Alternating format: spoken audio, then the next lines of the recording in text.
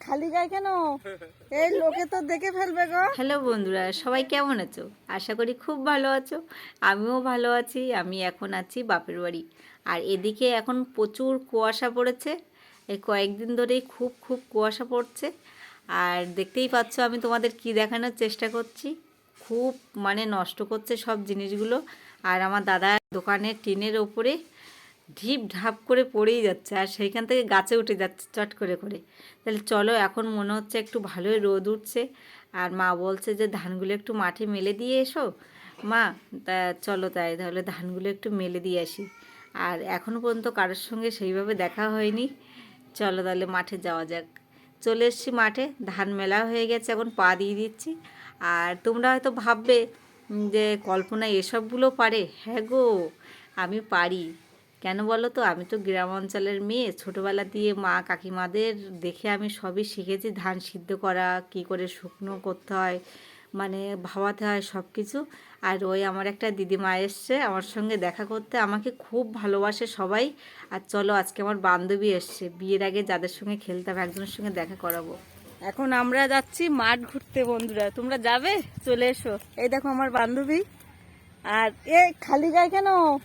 এই লোকে তো দেখে ফেলবে গো যে জামাইবাবু।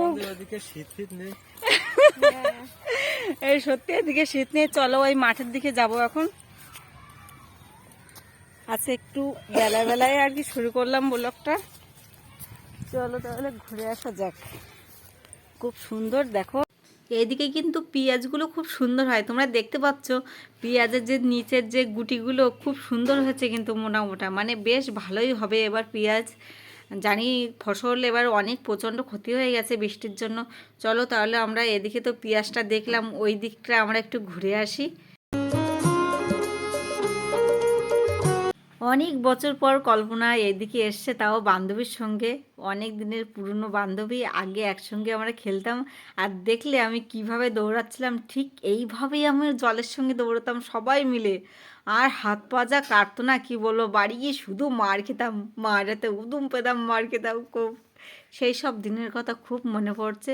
তাহলে চলো, আমার বান্ধবী ওইদিকে বসে আছে, চলো ওর সঙ্গে একটু গল্প করা যাক। তুমি জানো আমাদের এই জায়গায় কত স্মৃতি লুকিয়ে আছে জানো? বাবা, আমরা কত মারও খেয়েছি এই জায়গায় স্নান করতে আসার জন্য। এই চালু করতো আর আমরা ওইখান থেকে দৌড়াতাম। কত স্মৃতি এখানে আছে। এখানে পিকনিক করেছি। তো চাষ কমিয়ে দিয়েছে এখন লোকে। চাষ কমিয়ে চাষিরা অনেক কমিয়ে দিয়েছে চাষ। অনেক দিন পর আমি এখানে আসলাম, অনেক দিন পর। ওই যে ওই সাইডে যে মরা ভিট আছে না, তোমাকে বললাম না, ওই যে ওই সাইডে যে মরা ভিটটা, ওই মরা ভিটে ওই এসো, মোবাইলটা নিয়ে এসো। আর বন্ধুরা একটু দেখো, ওই দেখো। চলো ওই দিকটা যাও একটু সরে। ওইটা কিন্তু মরা ভিট জানো, এখন ছোট হয়ে গেছে চারিদিক থেকে কাটতে কাটতে। পুকুর, হ্যাঁ, ওই মানুষ পুড়িয়ে যায় তো, জল পায় না, চান ফান করে একবারে বাড়ি চলে যায়। আমিও যাই না রে, আমার অনেকদিন যায় না। আগে ছিলাম হ্যাঁ, ছাগল রাখতে যেতাম পুরো ওই খাল দিয়ে ওপাশ দিয়ে ঘুরে ঘুরে। আগে আমরা ছাগল গরু রাখতে আসতাম এখানে।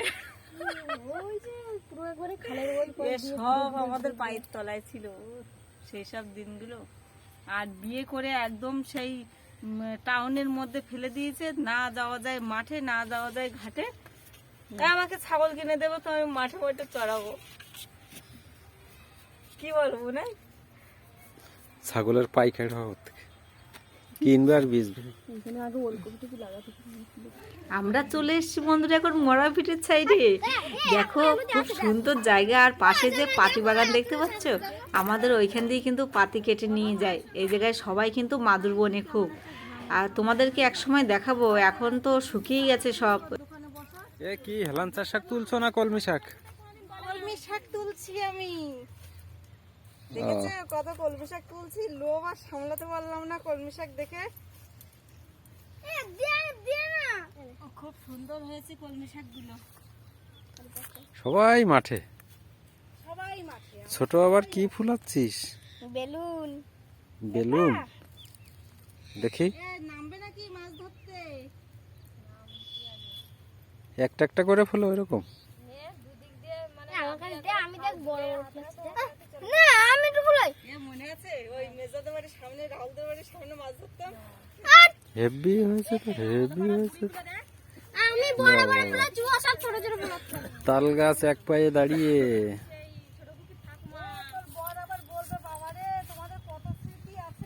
এ দারুন, এই ছোট এগুলো সুন্দর হয়েছে। আরেকবার আরেকবার দেখি। আমি তো ও কতগুলো, বাহ বাহ বাহ বাহ, হেভি খেলতে পারিস তো।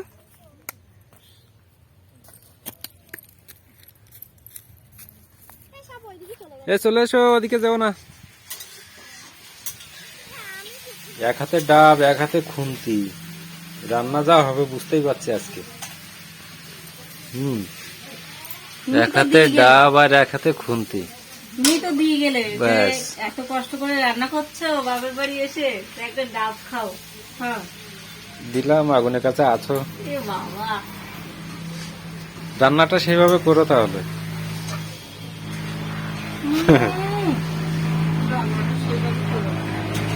আচ্ছা কি কি হচ্ছে বলো তো? ডাল তো দেখছি, আর কি ভাজা? এটা তোমার কলমি শাক ভাজা, মাঠের থেকে তুলে নিয়ে আসেন, দেখলে না? ও কলমি শাক, চিংড়ি মাছ দিয়ে কলমি শাক ভাজা, ডাল, এই মটরশুঁটি দিয়ে, আর কি বলে টমেটো দিয়ে ডাল, আর তোমার আলু পোস্ত করেছি, আর দেশি মুরগি, দেশি মুরগির ঝোল হবে। এই ডাবটা কি আমি খাবো? খাও, মার আর তোমার ওইটা একটা ডাব। দুজনের? আর ডাব কি হলো? ও ছেলেরা খেয়ে নিয়েছে, কত ডাব বলো তো? সব খাচ্ছে বাইরে, দেখো। আমা, হ্যাঁ আমরা দুজনেই খাই। অনেকদিন পর বান্ধবীর সঙ্গে দেখা হয়ে পুরনো জায়গায় গিয়ে পুরনো স্মৃতিগুলো যখন মনে পড়ছিল না বন্ধুরা, খুব ভালো লাগছিল। একদিকে আবার মনও খুব খারাপ হচ্ছিল, আগে খুব আনন্দ করেছি। ঠিক আছে, কিছুটা তোমাদেরকে দেখানোর চেষ্টা করলাম। কেমন হচ্ছে কমেন্টে বলো আমাকে। সবাই ভালো থেকো, সুস্থ থেকো। টা